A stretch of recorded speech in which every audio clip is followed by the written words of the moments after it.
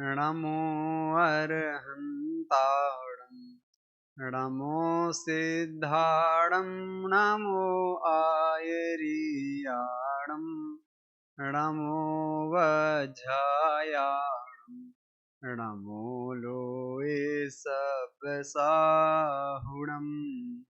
मंगलम भगवान वीरो मंगलम गौतमो गणि मंगलम कुंद कुंदार्यो जैन धर्मोस्तु मंगलम सर्व मंगल मांगल्यम सर्व कल्याण कारकम प्रधानम सर्वधर्माणां जैनम जयतु शासनम जैनम जयतु शासनम वंदितु सब सिद्धे ध्रुवमचलमणोभमं गदिं पत्ते वोच्छामि समय पाहुर मृणमो सुदकेवली भणिदम् नमः समय साराय स्वानुभूत्या चकासते चिस्वभावाय भावाय सर्वभावान्तरच्छिदे देहादिक से भिन्न जो यों से पार ज्ञान स्वभावी आत्मा दे आनंद अपार। समयसार की चतुर्थ गाथा की टीका पर आज हमें चर्चा करनी है। सबसे पहले एक बार गाथा का पाठ कर लेते हैं।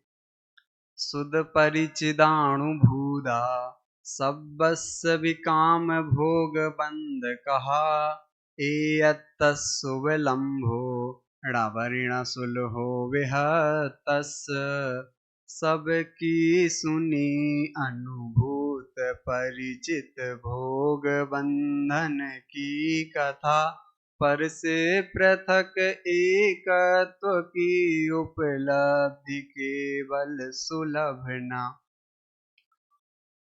चतुर्थ गाथा जिसमें इस एकत्व की असुलभता अथवा कहें कि काम भोग बंधन की जो कथा है वह तो सुलभ है, परंतु जो एकत्व भगवान आत्मा है वह दुर्लभ है, सुलभ नहीं है।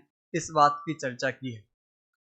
सबसे पहले आचार्य कुंद देव ने पहली गाथा में समय पाहुड़ को कहने की प्रतिज्ञा की। उसके बाद दूसरी गाथा में उस समय के स्वरूप को बताया। अभी हम आत्मख्याति और गाथा दोनों को एक समझ रहे हैं। तो समय के स्वरूप को बताया, उसके भेद प्रभेद बताए कि स्व समय और पर समय। तीसरी गाथा में फिर कहा कि ये जो भेद किए ना कि स्व समय और पर समय, कह रहे हैं कि ये जो भेद हैं वह भेद ही वास्तव में किसका कारण है कि विसंवाद का कारण है। अर्थात देखिए, बंद कहा ए अत्ते तीर्ण विसंवादनी होदी, कि यह जो बंद की कथा है वह वास्तव में विसंवाद पैदा करने वाली है। अब जो चौथी गाथा है, अब उसमें वो कहते हैं कि सुध परिचिदाणु भूदा सब्बस्य विकाम भोग बंद कहा एयत्तस्सु विलंभो णवरिण सुलहो विहत्तस्य, कि काम भोग बंधन की कथा तो अनेकों बार सुनी है, सुनी अकेले नहीं कि उसका परिचय भी किया, और परिचय भी अकेले नहीं किया, अनुभव भी किया कि क्या अंतर है। कि ऐसा नहीं है कि केवल वो बात हमें कभी सुनने को नहीं मिली, कि सुना है, परिचय किया, अर्थात हमने खूब रस ले के उसको सुना है, समझा है, और क्या कि उसका अनुभव किया, अर्थात उसी में ही हम लीन रहे। अब क्या है कि उस एकत्व विभक्त जो भगवान आत्मा है उसकी बात हमने नहीं सुनी। अब कि देखो, एकत्व विभक्त आत्मा की जो है उसकी दुर्लभता बताते हैं। तो अब हमने तो त्रस पर्याय की दुर्लभता सुनी है कि दुर्लभ लही ज्यों चिंतामणि त्यों पर्याय लही त्रस्तणी, कि जिस प्रकार से चिंतामणि रत्न का मिलना दुर्लभ है उसी प्रकार से हमें त्रस पर्याय का मिलना भी दुर्लभ है। कि जैसे एक काल्पनिक उदाहरण मैं आपको देता हूं। जैसे एक बार एक फिल्म की शूटिंग चल रही थी। अब आवश्यकता थी कि भाई किसी अच्छे भरे पानी, मतलब चारों तरफ पानी हो ऐसे किसी सीन को जो है शूट किया जाए। तो सभी लोग गए, पूरी उसका अरेंजमेंट किया गया, सभी लोग अच्छे कैमरे लगाए गए, चारों तरफ नाव वगैरह थी, उस पर शूटिंग चल रही थी। अब ऐसे में उसका नाव का एक बैलेंस बिगड़ा और जिस मतलब जो अभिनेत्री अभिनेता जो भी उसकी उस सीन को कर रहे थे, उस नाव का बैलेंस बिगड़ा और वो नाव जो क्या है पलट गई। अब क्या हुआ कि भाई जो हीरोइन थी अथवा जो अभिनेत्री थी उसको निकाला गया और उसको बचाया गया। तो अब उसने देखा कि भाई मेरा सीन तो पूरा खराब हो गया, फिल्म की शूटिंग तो बिगड़ गई। लेकिन उसने देखा कि भाई उसके कपड़ों में एक कोई पत्थर सा है। कि क्या पत्थर है? कि देखा कि भाई ये तो कोई मणि जैसा है, लेकिन उसको ये समझ में नहीं आया कि ये क्या है। उसको तो क्या लगा कि भाई मेरा तो जो है पूरी फिल्म खराब हो गई, और उसने उस पत्थर को लिया और उस समुद्र में फेंक दिया। तो कहीं ऐसे ही, अथवा कहें कि ऐसे ही कि भाग्य से हमें त्रस्पर्याय मिली, कि अनादि से इन पर्यायों के क्रम में हमें भाग्य से ये जो है त्रस्पर्याय मिली। लेकिन हमने क्या समझा कि हमने क्रोधादि करके, रागादि करके, अपनी विषय कसायों की पूर्ति करके इस भाग्य को छोड़ दिया अथवा इस मौके को छोड़ दिया, और क्या हुआ, वापस पुनः उन्हीं पर्यायों में चले गए। कि जैसे दौलत राम जी ने लिखा कि यह मानुष पर्याय सुकुल सुन वो जिन वाणी, एह विधि गए न मिले सुमणि जो उदधि समानी। और ऐसा नहीं है कि ये अवसर हमें नहीं मिला, ये अवसर हम आपको सभी को मिला। दौलत राम जी ने आगे लिखा कि मुनिव्रत धार अनंत बार ग्रेवक उपजायो, पैनिज आत्म ज्ञान बिना सुख लेस न पायो। कि अनंतों बार मुनिव्रत धारण करके भी हमने मुनिव्रत धारण किया, फिर भी अपनी आत्मा को नहीं पहचाना, जिसके कारण आज तक हम संसार में हैं। अब उसी बात को आगे बढ़ाते हुए गाथा की चर्चा पिछले 2 दिनों में हो चुकी है। अब टीका की चर्चा हमें करनी है, जिस पर हम आगे बढ़ते हैं। आचार्य अमृतचंद आत्मख्याति टीका में इसका भाव इस प्रकार व्यक्त करते हैं। यद्यपि यह काम भोग संबंधी कथा एकत्व से विरुद्ध होने से अत्यंत विसंवाद कराने वाली है, तथापि समस्त जीवलोक ने इसे अनंत बार सुना है, अनंत बार इसका परिचय प्राप्त किया और अनंत बार इसका अनुभव भी किया। क्यों? क्योंकि इस कथा को सुनने के लिए, समझने के लिए हमें किसी विशेष श्रम की आवश्यकता नहीं होती। जैसे हमें इस पर्याय में कोई चीज सीखनी है तो उसका एक पूरा प्रोसेस है कि हमें बराबर पहले उसका जो बेसिक ज्ञान है उसको सीखना पड़ेगा, उसके बाद उसमें निरंतर अभ्यास के माध्यम से हम उस चीज में जो है अपनी योग्यता हासिल कर सकते हैं। लेकिन इन विषयों का अभ्यास, काम भोग बंध की कथा का अभ्यास हमें अनादि से है। कब से है? कि अनादि से। हमें ये चीज किसी से सीखनी नहीं पड़ी, पहली बात। दूसरी बात, इसके लिए हमें किसी एक योग्यता के स्तर होने की आवश्यकता नहीं। कि जैसे कि किसी सरकारी नौकरी को प्राप्त करना हो तो कहेंगे कि वो 10वीं पास तो होना चाहिए, ग्रेजुएट तो होना चाहिए। लेकिन कहा इसके लिए किसी भी प्रकार की योग्यता की आवश्यकता नहीं है। यदि पंचेंद्रिय जीव होगा तो वो अपनी सामर्थ्य के अनुसार इन विषयों का सेवन करेगा। एक इंद्रिय जीव होगा तो वो अपनी सामर्थ्य के अनुसार विषयों का सेवन करेगा। दादा उदाहरण देते हैं ना कि निगोदिया जीव है, एक इंद्रिय है, और कसाई कितनी? कसाई कितनी? कि 23 कसाय उसके है। कि यानी उसके लिए उसे कोई विशेष योग्यता की आवश्यकता नहीं है, वह तो उसके अनादि से है। तो कहा कि समस्त जीवलोक ने इसे अनंत बार सुना है, अनंत बार इसका परिचय प्राप्त किया और अनंत बार इसका अनुभव भी किया। लेकिन यहाँ एक बात और, कि काम की कथा, भोग की कथा, इसका स्पष्टीकरण पहले हो चुका है, इसलिए मैं इसको स्पष्ट नहीं करता। कि काम भोग की कथा सुनी, ये तो बात समझ में आती है। लेकिन यहाँ पे कह रहे हैं कि जो बंध की कथा है वह भी कैसी है? कि यह काम भोग संबंधी कथा एकत्व से विरुद्ध होने से अत्यंत विसंवाद कराने वाली है। यानी विसंवाद का अर्थ क्या होता है? विरोध कराने वाली है, झगड़ा कराने वाली है। तो अब कहते हैं काम भोग की तो चलो बात हमें समझ में आती है कि भाई ये संसार का कारण है, और जो ये एकत्व की बात है यह मुक्ति का कारण है, यह दुख का कारण है, यह सुख का कारण है। लेकिन बंध की कथा का मतलब, तो इसका पहले स्पष्टीकरण किया कि बंध अर्थात क्या, कि गुणस्थान आदि, तीसरी गाथा में। अब उसके बाद बंध अर्थात प्रकृति, प्रदेश, अनुभाग, स्थिति, इस प्रकार से बंध का अर्थ किया। तो अब यह जो कथा है, यह कथा विसंवाद पैदा कराने वाली कैसे है? क्यों? क्योंकि हमारे जिनागम में, हमारे शास्त्रों में इसका कथन तो भरपूर मात्रा में है। भरपूर क्या, आधे से ज्यादा जो बातें हैं सब इसी से संबंधित हैं। तो यह विसंवाद पैदा कराने वाली कैसे है? तो बताऊं?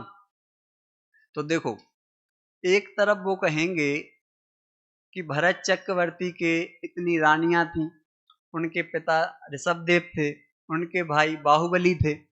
और एक तरफ क्या कहेंगे कि एक तरफ कहेंगे कि ये जो शुद्धात्मा है, यह ना तो पर का करता है, ना इसका कोई भाई है, ना कोई इसका मित्र है, ना इसमें कोई गुण है, ना इसमें कोई पर्याय है। तो एक तरफ कहते हो इतनी रानियां, और एक तरफ कहते हो कि इसमें कुछ नहीं। तो ये विसंवाद पैदा कराने वाली हुई कि नहीं? दूसरी बात, फिर वो कहेंगे कि चलो ये प्रथमानी युग छोड़ो, चरणानी युग पे आते हैं। फिर वो कहेंगे कि भाई हमें जीव दया का पालन करना चाहिए, मेरे माध्यम से किसी दूसरे का घात नहीं होना चाहिए, बराबर। तो फिर कहा कि एक तरफ तो आप कहते हो कि मैं किसी का कुछ कर नहीं सकता, किसी का कुछ बिगाड़ नहीं सकता, किसी का कुछ अच्छा बुरा नहीं कर सकता। क्यों? क्योंकि मुझ में तो किसी भी प्रकार की योग्यता नहीं है, मैं तो मात्र एकत्व अर्थात एक ज्ञायक भाव हूं। तो फिर यहां पे ये बात कैसे बनेगी? और आगे बढ़ो कि चलो हमें तो राग द्वेष नहीं करना है, हमें तो राग द्वेष नहीं करना है, मोह नहीं करना है, बुरे भाव नहीं करने हैं। तो इस प्रकार से बात कहेंगे। और दूसरी तरफ क्या कहेंगे कि भाई मैं तो एक ज्ञायक भाव हूं, मैं किसी का कुछ करने धरने वाला नहीं। तो इससे क्या स्पष्ट होता है कि एक तरफ ये कहते हैं कि अपना जो ज्ञायक भाव है अथवा एकत्व विभक्त आत्मा है, एकत्व विभक्त आत्मा है, उसकी कथा दुर्लभ है। और दूसरी तरफ कहेंगे कि चरणानियोग इत्यादि में जो है, द्रव्यानुयोग इत्यादि में जो है, इस प्रकार की कथा बहुत अधिक कही गई है। तो अब यहाँ पे स्पष्ट करने की बात यह है, तो क्या जो जिनवाणी में जो बातें आई हैं, क्या वह इस एकत्व के विपरीत हैं? जो जिनवाणी में बातें आई हैं, जो बंद की कथा है, जो गुणस्थान इत्यादि की कथा है, तो क्या वह इस एकत्व विभक्त आत्मा के विपरीत है? तो कहा नहीं। कि देखो समझना कि एक बालक स्कूल गया और प्रिंसिपल ने बोला कि कल तुम अपने पिताजी के साथ ही आना। क्या बोला? अपने पिताजी के साथ ही आना। वो घर पे गया, उसने देखा कि भाई दादाजी तो पिताजी को बुला रहे हैं कि बेटे इधर आओ। मम्मी बोलती हैं ए जी ओ जी सुनो जी। उसके बाद चाचा बोलते हैं कि भाई भैया मेरा ऐसा काम कर देना, वैसा काम कर देना। अब लेकिन सर ने क्या बोला है कि पिताजी को ही लेकर आना। क्या? पिताजी को ही लेकर आना। अब लेकिन ये अकेले पिताजी को लेकर मैं कैसे आऊं? ये चाचा इनको भैया बोलते हैं, मम्मी इनको एजी ओजी बोलती हैं, उसके बाद दादाजी इनको बेटा बोलते हैं। तो मैं इनको लेके नहीं जाऊंगा। और वो अगले दिन स्कूल गया। अब स्कूल गया तो वहां पे सर ने पूछा कि भाई तुम पिताजी को लेके क्यों नहीं आए? तो उसने बताया कि वहां पे आपने बोला था सर कि पिताजी को ही लेकर आना। अब वहां पे पिताजी थे ही नहीं तो मैं कैसे लेके आऊं? वहां पे पिताजी भी थे और चाचा उनको भैया बोल रहे थे, दादाजी उनको बेटा बोल रहे थे, तो मैं अकेले पिताजी को लेके कैसे आऊं? तो फिर सर ने समझाया। कि क्या समझाया? कि अरे मूर्ख, कि अरे कि वो अकेले पिताजी को लेकर आने का मतलब क्या था? कि भाई वो पिताजी हैं, तुम उनको लेके आना। तो वैसे ही कि यहाँ पे जो शास्त्रों में जो कथन आए हैं उनकी भी एक अपनी विवक्षा है। तो जब यहाँ पे वो कहेंगे कि जो यह कि जो काम भोग बंध की कथा है भाई कैसी है कि भाई एकत्व में विसंवाद पैदा करने वाली है। इसका मतलब क्या है कि एकत्व में विसंवाद पैदा करने वाली है, अर्थात एकत्व तो ये कहता है कि भाई उसमें किसी भी प्रकार का भेद नहीं, वह किसी का कर्ता नहीं, वह किसी का भोक्ता नहीं। एक बात ये, और दूसरी जब अपेक्षा से हम देखेंगे तो दूसरी अपेक्षा से हम ये बात कहेंगे कि भाई वह भरत चक्रवर्ती का उदाहरण दिया था ना कि वह 96,000 स्त्रियों से शादी भी करता है। उसके बाद हमने फिर दूसरा उदाहरण दिया था कि वह चरणानियों का पालन भी करता है, और इस प्रकार से। तो वहां तो मात्र नए विवक्षा को समझने की बात है कि इसमें किसी भी प्रकार का विरोध नहीं, अपितु विवक्षा मात्र का भेद है। तो इतनी बात स्पष्ट हुई कि यद्यपि यह काम भोग संबंधी कथा एकत्व से विरुद्ध होने से अत्यंत विसंवाद कराने वाली है। तो विसंवाद कराने वाली अर्थात कि यह एकत्व को, अर्थात जो एकत्व आत्मा है उसका अनुभव कराने वाली नहीं। उसके बाद तथापि समस्त जीवलोक ने इसे अनंत बार सुना है, अनंत बार इसका परिचय प्राप्त किया है और अनंत बार इसका अनुभव भी किया है। इतनी बात अपनी हुई।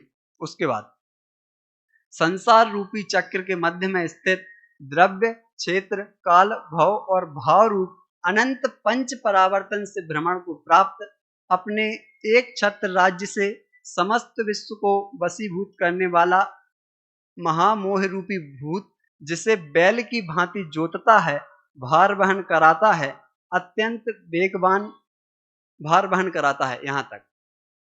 अब यहाँ पे दो बात आई है, यहाँ पे दो बात आई।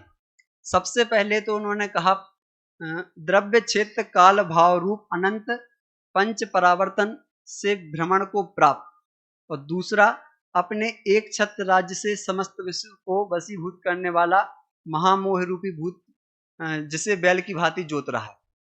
तो सबसे पहले परावर्तन क्या कि अब कह रहे हैं कि यह जो काम भोग की बंध की जो कथा है वह कब से सुनी कि अनादि से सुनी।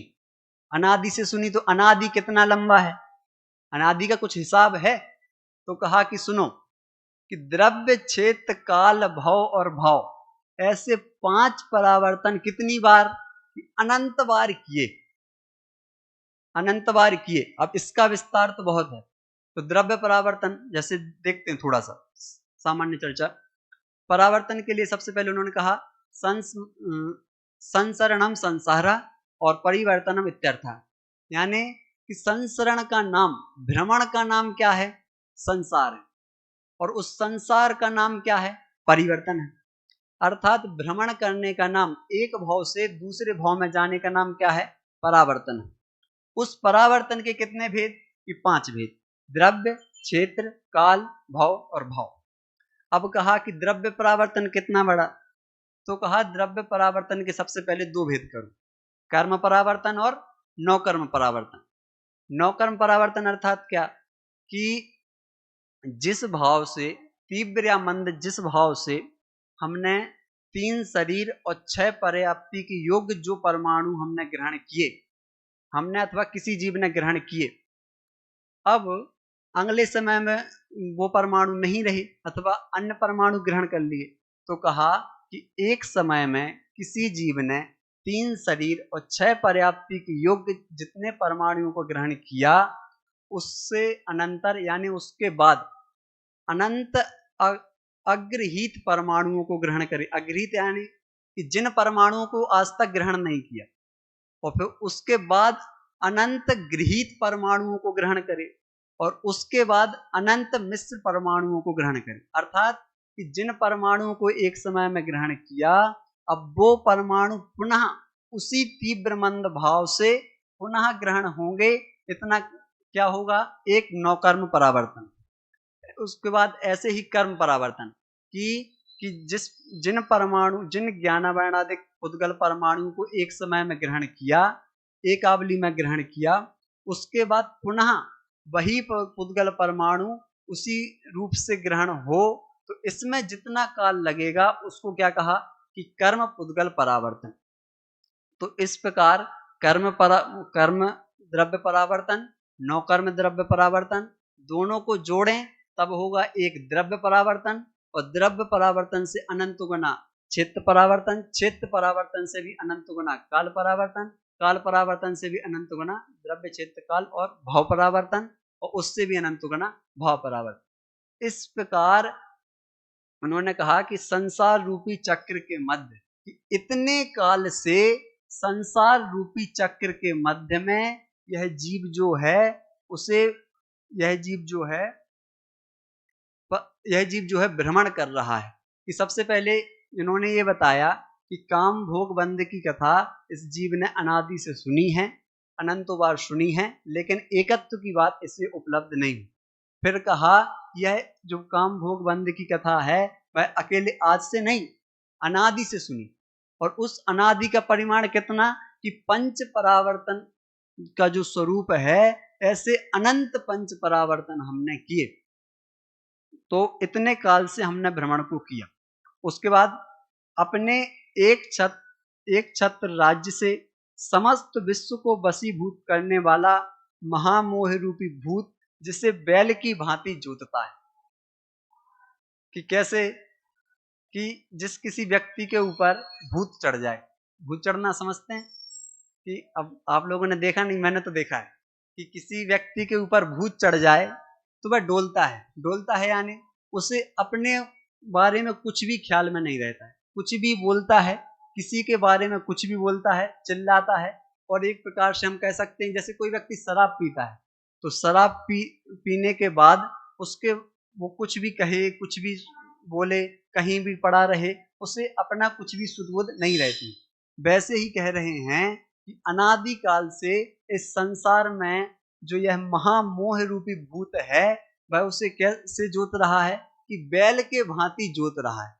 कि जैसे खेत में बैल होता है तब उसको किसान क्या करता है कि उसके सुख दुख की परवाह नहीं करता, उसके सुख दुख की उसे चिंता नहीं, उसको बस हल में बांध दिया और उसको बराबर जितना उसको काम कराना है वो पूरा कराएगा।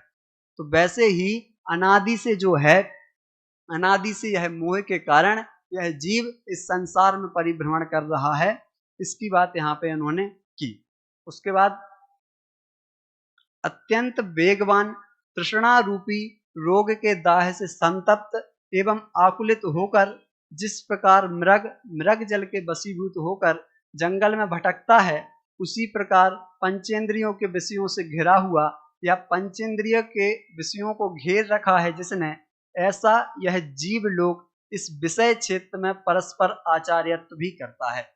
अर्थात एक दूसरे को समझाता है, सिखाता है, प्रेरणा देता है। यही कारण है कि काम भोग बंध कथा सबको सुलभ है। कि इतना ही नहीं कि अनादि से तो इसके ऐसा संस्कार है ही कि काम भोग की जो कथा है अथवा पंचेंद्रिय के जो विषय हैं उसमें आसक्ति है। उसके साथ जैसे ही इसकी ऐसी योग्यता प्रकट होती है कि इसके इंद्रियों की सामर्थ्य बढ़ती है तो परस्पर आचार्यत्व करता है। आचार्यत्व करता अर्थात एक दूसरे को सिखाता है, और उसको विशेष समझाने की आज के समय में आवश्यकता नहीं। आज के समय में हर एक चीज का प्रयोजन क्या है? आर्थिक रूप से दृढ़ होना, आर्थिक रूप से समृद्ध होना। जैसे शिक्षा के क्षेत्र में भी देख लें कि हम शिक्षा के क्षेत्र में आजकल जितनी भी शिक्षा ग्रहण करते हैं उसका एक ही उद्देश्य है कि हम लिख पढ़ करके क्या करें, नौकरी प्राप्त करें, और भी कोई स्किल हो हमारे अंदर, और भी कोई किसी प्रकार की विशेष योग्यता हो, तो उन सब का एक प्रयोजन आर्थिक रूप से समृद्ध होना। और आर्थिक रूप से समृद्ध होने का मतलब क्या कि उन आर्थिक से अपने जो पंचेंद्रिय की आवश्यकताएं हैं उनकी पूर्ति करना, यही एक इस प्रकार से उनकी पूर्ति करना यही एकमात्र प्रयोजन है। तो इस प्रकार से यहाँ पे क्या कहते हैं कि पंचेंद्रियों के विषयों में अनादिकाल से तो इसका अभ्यास पहले से था ही, उसके बाद यह परस्पर एक दूसरे को आचार्यत्व करता है, एक दूसरे को उन्हीं की प्रेरणा देता है, उन्हीं को सिखाता है।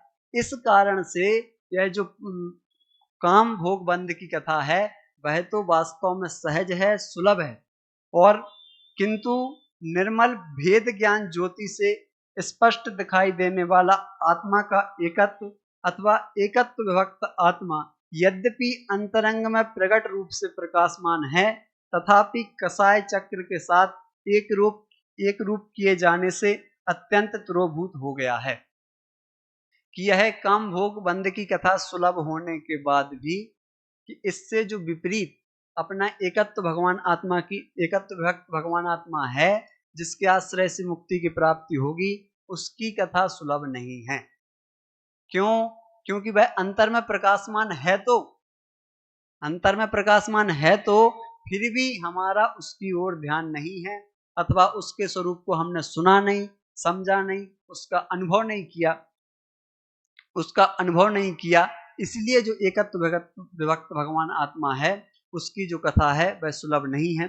तो किस प्रकार से सुलभ नहीं है, इसकी चर्चा हम कल करेंगे। इस प्रकार अभी मैं अपनी बात को विराम।